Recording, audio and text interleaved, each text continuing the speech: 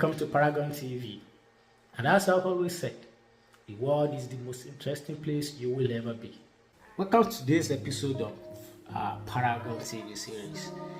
Here today we'll be talking about this Nigeria past presidential election results, dissatisfaction and reactions. This election is very interesting in Nigeria. This February 25th election. It is very interesting. A lot of things happen. Because we believe this is the first time Nigeria is having their elections. I think we can say less of violence and less of election crisis in terms of people having rights to vote not being tampered with, I think, to some extent, and people actually voting in same climate, not where a lot of disruption is happening.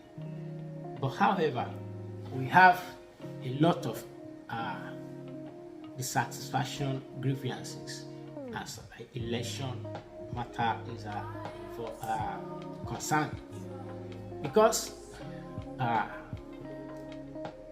INEC, the electoral body, promised a lot about this 2023 presidential election, especially about how the results will be transmitted, which should be through beavers directly from the polling units.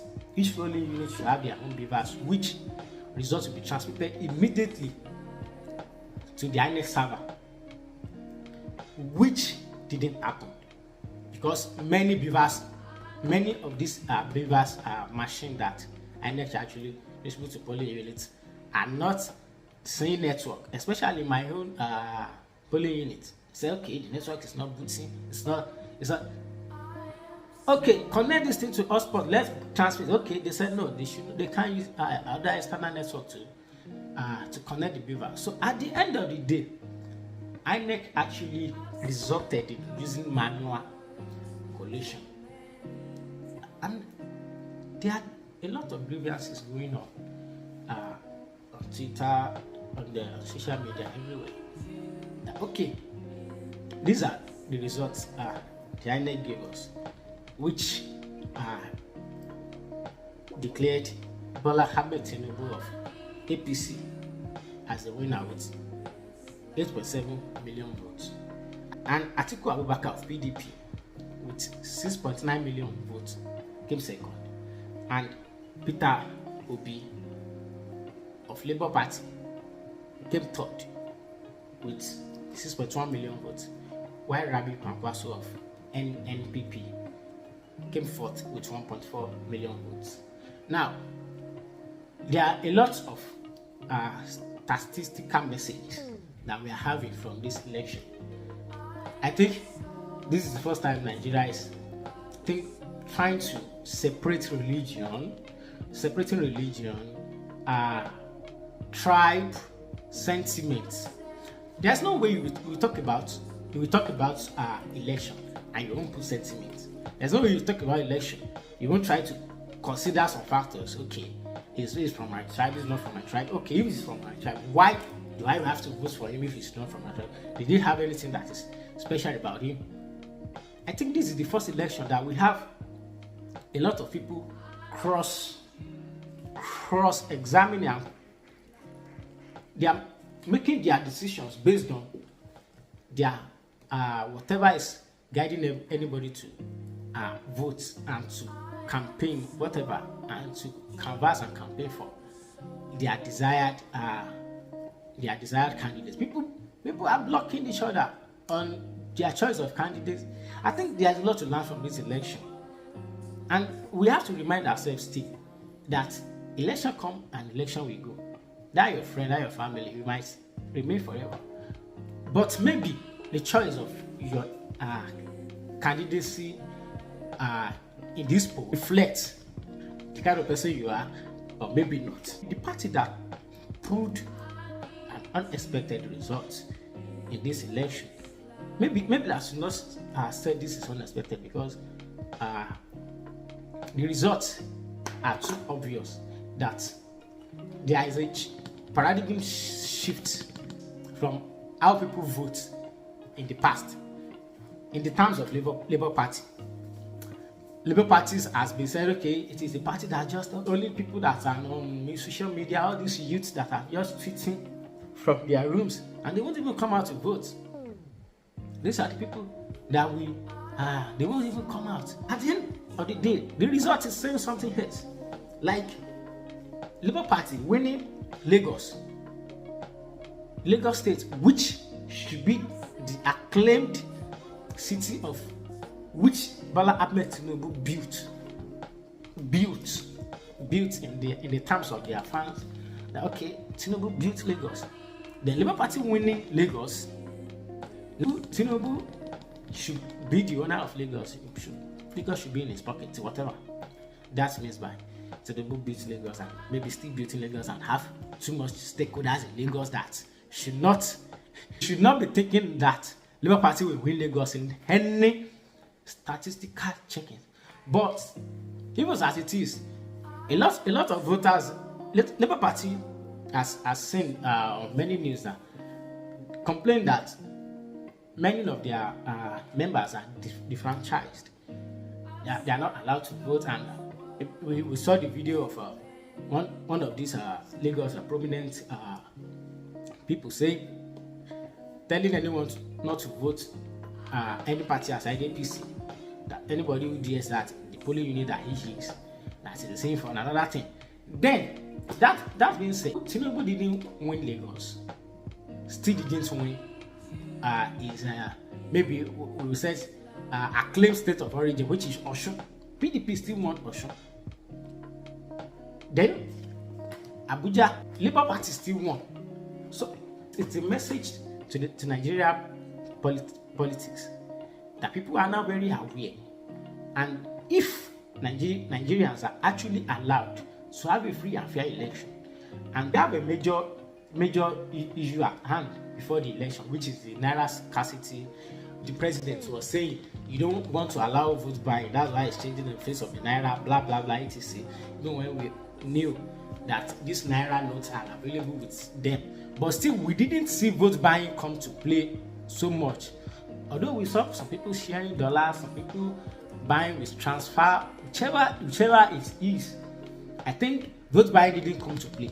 Even as vote buying come to play, people still come out. Even when vote buying didn't come, people don't want the money this time around. And people want to collect the money and vote. People really want to vote for someone that they like. All the senatorial and House of Assembly election, all the results are actually reflecting the true decision of people, which is the very best thing for democracy. However, the APC was telling anyone that has grievances to go to court, and because people were believing that it is any party that is in power that's holding the Supreme Court, maybe in Nigeria only, or maybe not this time around, maybe we're having a different. As the Labour Party candidate, Peter Obi has filed his grievances and registered it in court. So while we have all these court proceedings, and Bola Ahmed Tinubu of APC still remains the presidential elect, and there are a lot of reactions still ongoing. But there is one interesting thing about this governorship election that is supposed to happen on March 11, that is now postponed to this coming Saturday. Aspirants for Lagos governorship elections: Babajide Sanwo of APC, which is the incumbent; Rhodes Vivo Gbadebo Patrick of Labour Party; and the PDP aspirant Adediran Azeez Olajide JANDOR of PDP. I see. Now, within these three, we have two very much to talk about, which is Babajide Sanwo-Olu, the incumbent. We now see a lot of reactions from the presidential election that power really belongs to the people. Then aside this, people focus on Lagos now because presidential election result message in Lagos with many of these NSAS activists actively campaigning for the Labour Party that has no structure. Because we have a lot to smile about, and I'll tell you some of them. Never again in Nigeria will anyone undermine the influence of the Nigerian youths. Because never again in this country will anyone underestimate.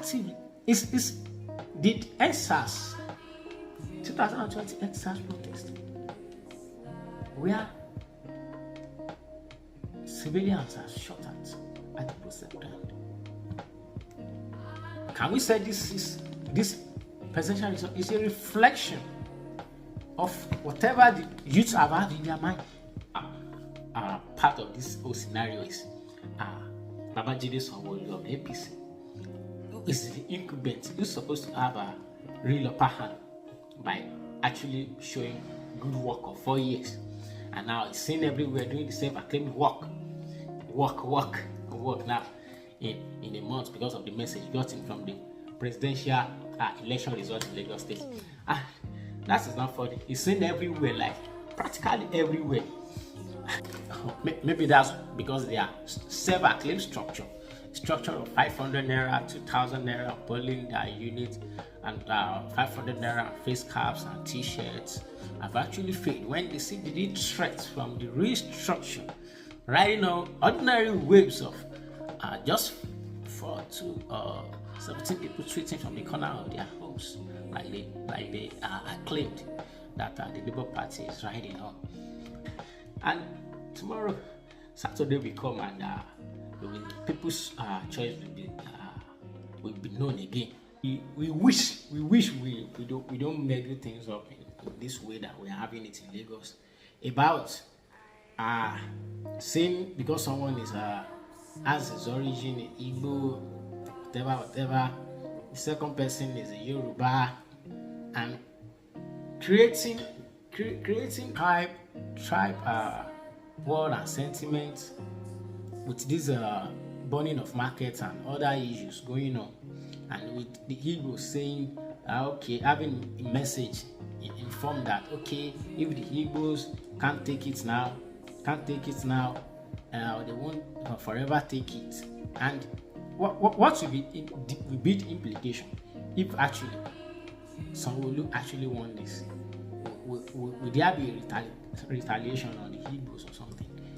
At the end of all this issue, we will still go back to our businesses. Everybody will go back to his office, go back to the businesses where you say, and go back to our normal daily activities, which is very paramount. As paramount as this election is, also choosing people that will lead us, also paramount. Your daily living and your daily activities. What should we expect on Saturday? Will people's choice be respected in Lagos? Won't we see another episode of if you can't vote for blah blah blah here this Saturday, go back to your house? Will there be enough security? Will there be enough security for votes of where some ethnic group are? What should we expect? Will people's choice be respected this Saturday? And if people's choice is respected, who will be the next Lagos governor? We will be here after the election to analyze the election happenings.